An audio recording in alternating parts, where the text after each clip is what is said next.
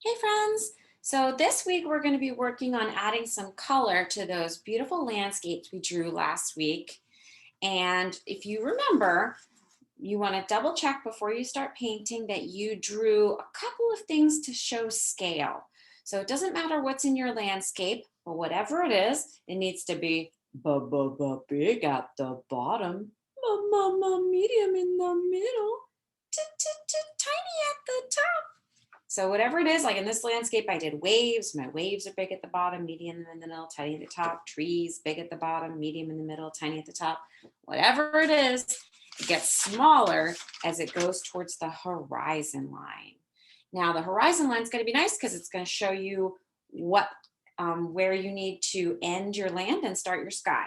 So when we're painting, I'm just going to give you a quick demo and you can just paint all of your shapes, fill up your whole picture with paint.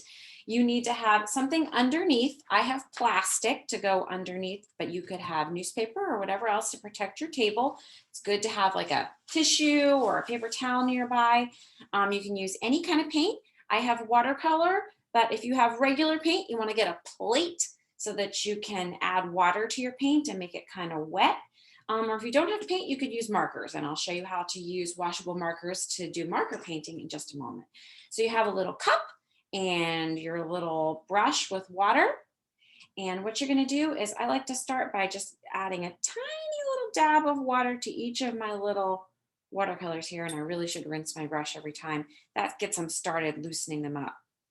All right, so dipping into my first color, thinking about what I want my land to be, I always paint my largest shapes first. In art, we always go from large to small. So this is a desert. So I'm gonna kind of keep it interesting. I'm gonna start with yellows to do the sand, but I'm thinking like, that's like too bright. So I'm gonna rinse my brush by dabbing it on the bottom of the cup. I'm going to wipe the edge. Remember, my cup is just like a nice little kitten, and I don't want to abuse it. I want to gently pet it on the edge of the glass to get the extra water off. And then I'm going to start to add in some extra colors to do a little mixing, like right there in my picture. And you can also do some mixing like on the tray. But remember, you have to rinse your brush between colors. So say I wanted to get some of my yellows over here, and then I wanted to add in a little bit of brown to make it a less, more, more like a desert color. And I can start mixing in my colors right there on the paper. And I want to be careful to go around my other objects and not paint inside my other objects. Like my cactuses, I need to paint green. But if it's a really light color, it doesn't really matter because you can just kind of paint over top of it. Now, colors are going to be more interesting if we kind of mix them and blend them. That gives us a little more of what's called variety. Variety is when we have more than one thing, and that makes it less predictable and more exciting and more creative. So, a great way to get some more creativity in your artwork is to have a variety or lots of different types of things. So, you see, I have lots of different blends of this yellow and this brown.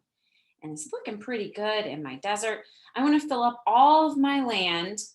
My mountain might be a slightly different color, it might look different because it's further away. Maybe even some mountains sometimes have a little bit of a blue color in them.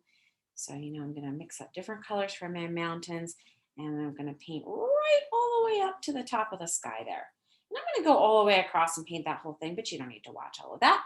All right, now I can start painting inside my smaller shapes. So I'm rinsing my brush, wiping it on the edge, and I'm going to dip into some of my greens or other colors that I might use. Now, if you want a darker version of the color, you have to rub a little harder in the paint. So that's how you make your colors darker when you're painting with watercolor. If you're painting with regular paint, you don't have to, you just want to have less water and more actual paint.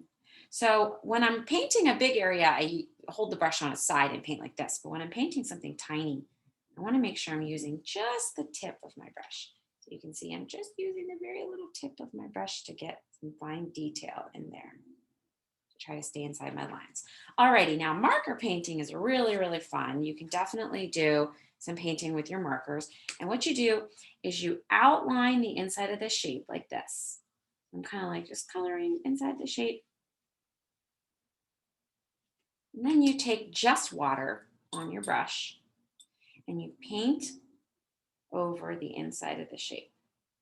That's going to spread that marker all the way up. Please excuse my dogs.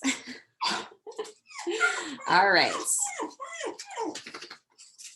And have fun finishing your painting, friends. Don't forget to paint your sky and leave your clouds white.